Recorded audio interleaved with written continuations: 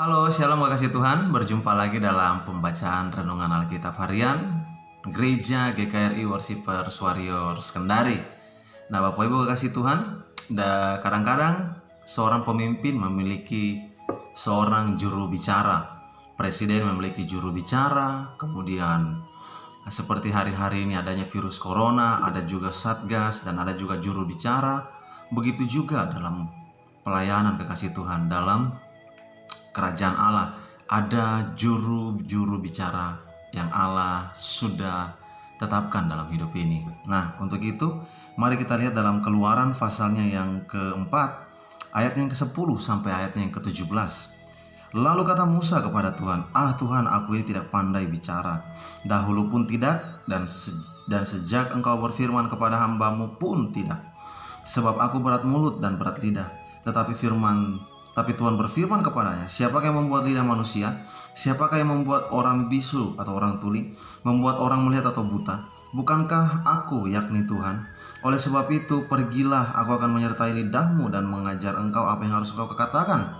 Tetapi Musa berkata, Tuhan, utuslah kiranya siapa saja yang patut kau utus. Maka bangkitlah murka Tuhan terhadap Musa. Dan ia berfirman, bukankah di situ Harun orang Lewi itu kakakmu?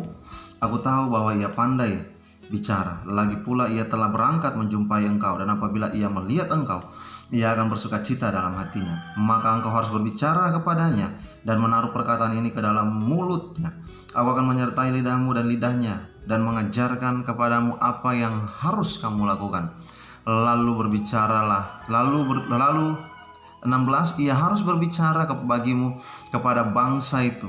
Dan dengan demikian ia akan menjadi penyambung lidahmu, dan engkau akan menjadi seperti Allah baginya. Dan bawalah tongkat ini di tanganmu yang harus kau pakai untuk membuat tanda-tanda mujizat.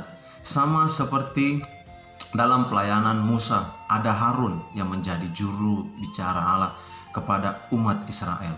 Nah, Bapak Ibu kekasih Tuhan, untuk itu hari ini dalam kehidupan ini kekasih Tuhan, kita sebagai orang percaya adalah juru bicara Allah yang menyampaikan kebenaran, yang memberitakan suara kebenaran kepada orang banyak.